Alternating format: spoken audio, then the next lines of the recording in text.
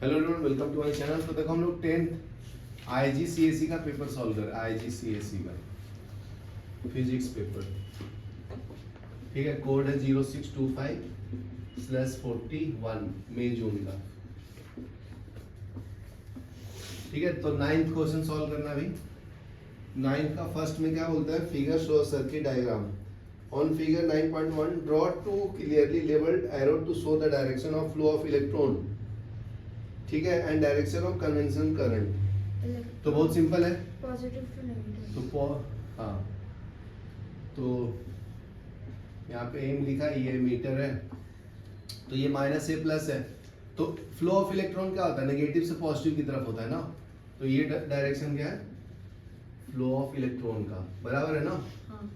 क्योंकि इलेक्ट्रॉन का charge negative होता है तो ये पॉजिटिव की तरफ अट्रैक्ट होगा ना, तो इसका डायरेक्शन नेगेटिव टू पॉजिटिव है। इसका मतलब ये एंटी क्लॉकवाइज फ्लो कर रहा है।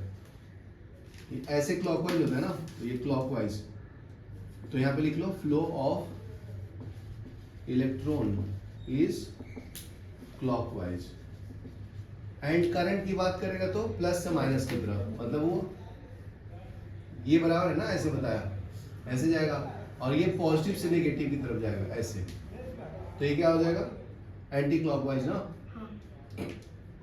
तो फ्लो ऑफ करंट क्या है, flow of current is anti clockwise, anti clockwise. याद क्लियर है। तो फर्स्ट क्वेश्चन में यही बताना था। सेकंड देखो, current in the motor is given, मतलब आई का वैल्यू दिया है 13 एम्पियर। ये एम जो है मोटर है। Charge on electron is given, E is equal to 1.6 × 10⁻19 coulomb. ये बराबर है। Calculate the number of electron that pass through the motor every second. Number of electron, तो नंबर ऑफ इलेक्ट्रॉन कैसे निकालते हैं, Q is equal to N होता है एक फॉर्मूला। ठीक है, तो calculate the number of electron that pass through every second. और दूसरा फॉर्मूला क्या होता है, I इक्वल टू Q/T होता है, बराबर है। तो करंट पता है, Q के जगह पे मैं N लिख सकता हूँ, बाई T पर सेकंड बोला है ना, तो टाइम का वैल्यू दिया हुआ है 1 सेकंड, बराबर है। तो आ जाएगा ना, तो n निकालना है, तो n इक्वल टू क्या होगा, I/E, I/E। तो n इक्वल टू, करंट का वैल्यू है 13, ये आपका 1.6 10⁻19, तो ये आपका n दे देगा। ठीक है, यहाँ तक क्लियर है। हाँ। तो ये आंसर आता है 8.1 10⁻19। तो n का वैल्यू है 8.1 10⁻19, 3 मार्क के लिए था। नेक्स्ट क्वेश्चन है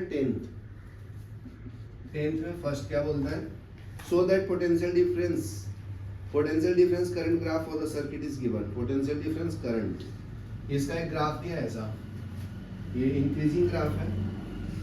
ठीक है, तो y एक्सिस पे पोटेंशियल है, x एक्सिस पे करंट है मिली एम्पियर में। Calculate the resistance of the component के when the current in it is 4 milliampere. 4 milliampere, 4 milliampere को बताना जी। ये आपका 0 है, 1 है, 2 है, 3 है, 4 है, तो 4 पे ऐसे कट करेंगे। तो रेजिस्टेंस क्या होता है, R इक्वल टू V/I होता है ना। तो V का वैल्यू चेक करो, करंट का वैल्यू पता करो और डिवाइड कर लो, आंसर आ जाएगा, बराबर ना।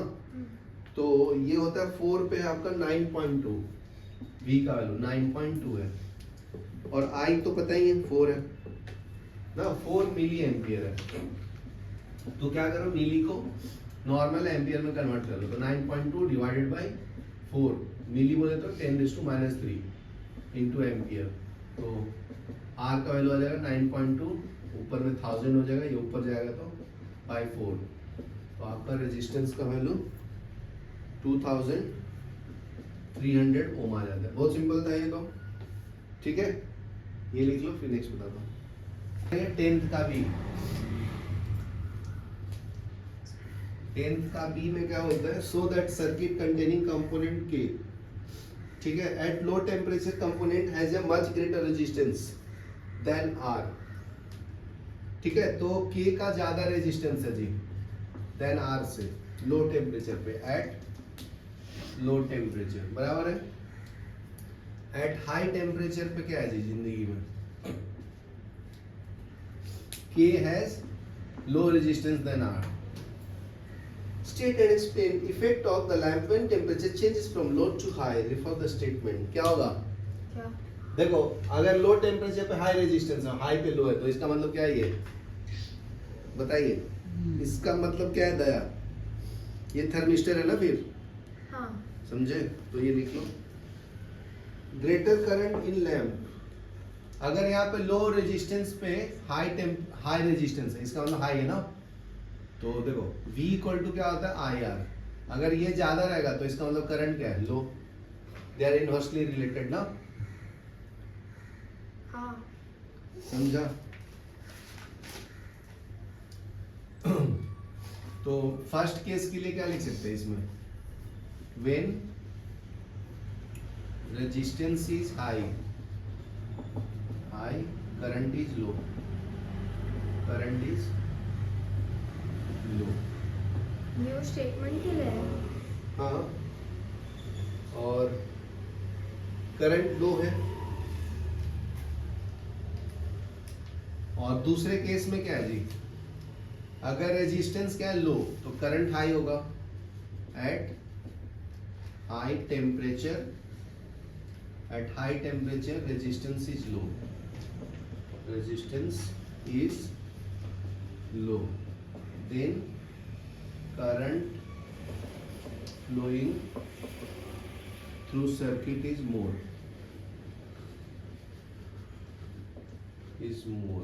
so lamp will glow, so lamp will glow brighter। बराबर है? ये पॉज हुआ।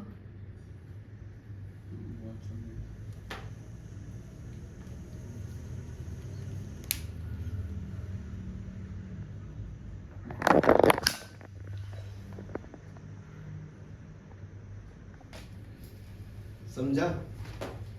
तो लो रेजिस्टेंस पे बता दिया, हाई ज्यादा करंट फ्लो होगा तो लैम्प ज्यादा ग्लो होगा। समझा ना?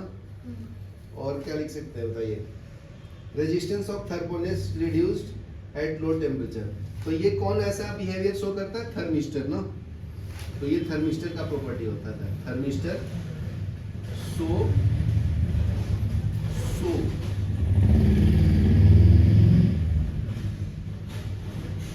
so reduced low temperature। तो थर्मिस्टर क्या है जी? हाई पे लो शो करता है ना? Thermistor show reduce resistance at high temperature, and vice versa. ठीक है, तो ये लिख लो। फिर उसमें सी पॉइंट है, state the name of the component. तो थर्मिस्टर है ना? सी का नाम क्या है? थर्मिस्टर। चलो नेक्स्ट करें। नेक्स्ट क्या है जी इसमें? नेक्स्ट एक ग्राफ दिया हुआ है आपका। A student investigate a radioactive substance in a laboratory. Graph showing the count rate decay at the substance for 7 minutes. तो रेट ऑफ डीके ऐसा फाइंड हो रहा है। ये आपका 0 है, 1 है, 2 है, 3 है, 4 5 6 7, 0 50 100 150 200, ये है आपका 250। तो वाई एक्सिस पे count rate by count per minute है। Count rate by count per minute. X axis पे है टाइम, जो हम कम मेजर करते हैं मिनट में। बैकग्राउंड रेडिएशन इज 20 काउंट पर radiation. Determine the half life. Half life मतलब क्या है जी? मतलब इनिशियल जो वैल्यू है, ठीक है, उसका वैल्यू हाफ कब होगा? मतलब स्टार्टिंग काउंट है 2 to 5, यहाँ पे 2 to 5 है, तो 2 to 5 का हाफ कितना होता है? ये पूरा 7.5 पे खत्म होता है। ठीक है, तो डिटरमाइन द हाफ लाइफ बराबर है 5 का हाफ। तो इनिशियल कितना है तुम्हारा? 200। इनिशियल 2.4, कितना है बताओ? रुपए का हाफ। रुक जाओ बताता हूँ। इनिशियल सीआर काउंटिंग रेट दिया है ना, adjusted for background is equal to 220 minus 20 is equal to 200 बराबर है। After 1 hour CR adjusted for background is 100, so it will be 120। तो ये तो काउंटिंग हो गया। तो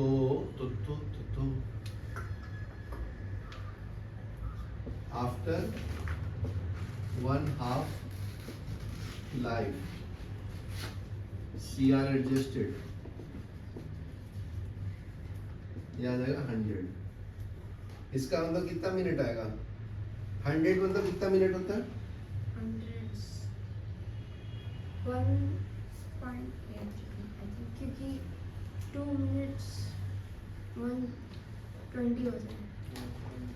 कितना है? 100 100/60 करो ना भाई। ये 5 ये 3 तो 5/3 ये 1 पॉइंट कितना होता है? 1.6 1.66666666 एक मिनट पॉज कर लो। तो देखो अभी तो इनिशियल काउंट रेट बता दिया 200 ना माइनस करके, और आफ्टर 1/2 लाइफ कितना आएगा? 100। ठीक है, 200 का 100 काउंट आएगा बराबर ना। 200 मान लो इनिशियल वैल्यू था, तो हाफ लाइफ पे कितना होगा? 2 से डिवाइड करेंगे तो 100 आएगा बराबर ना। तो देखो अभी अगर इंक्रीज होगा इसमें 20 काउंट एक्स्ट्रा बढ़ जाएगा, तो ये कितना हो जाएगा? 100 + 20 कितना आएगा? 120 काउंट पर मिनट बराबर है। तो देखो 150 पे कितना मिनट है? 150 पे 1.5 मिनट है। ठीक है, 150 पे 1.5 तो 100 पे कितना है जी?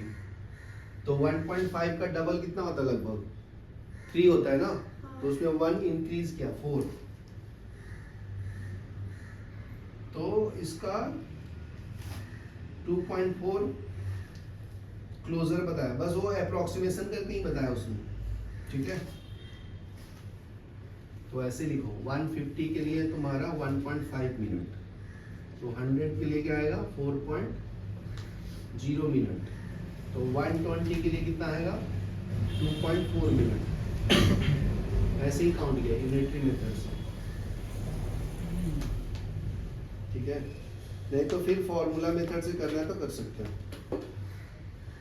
तो लेकिन तुम लोगों को है नहीं। एक फॉर्मूला है n = n0 और t½ 1/2 raised to t/t½ ये इससे भी सॉल्व कर सकते हो। तो n0 तुम्हारा 200 है, n कितना है? 100, और ये 1/2 है, और ये t/t½ इससे कैलकुलेट करो। ये 1/2 आता है, इसका पावर 1 है, तो 1/2 raised to t/t½ ऐसे सॉल्व करके आंसर आएगा फिर। समझा? लेकिन है नहीं आपकी सीरीज। ठीक है, ये पॉज कर दो। उसका देखो सेकंड क्वेश्चन। सेकंड क्वेश्चन में क्या बोलता है? Calculate the count detected at 9.6 time पे। ठीक है, जो मिनट के फॉर्म में कैलकुलेट किया है, तो काउंट बताना है, काउंट पर मिनट। तो कितना है बताओ, कैसे करेंगे जी? 12 या 13 आएगा। ठीक है, 12 और 13। तो इसमें इंक्रीज और डिक्रीज करना जो बैकग्राउंड में चल रहा है। 12 + 20 करेंगे तो कितना आएगा? ये 232। ठीक है, और दूसरा है 13 + 20 तो 33 आएगा। समझा? हाँ। तो ये तो बहुत इजी था। नेक्स्ट क्या है उसका? Substance emit alpha and gamma rays. A student suggests that it is safe to store the substance in plastic container of thickness 2 mm. State and explain the statement is correct or not. Not correct. Incorrect लिखा है. Consider the plastic doesn't absorb or block the penetration of gamma. इसलिए reason क्या है? Plastic doesn't block. Doesn't block. Plastic does not block gamma. ठीक है, ये लिख लो, हो गया एक पेपर।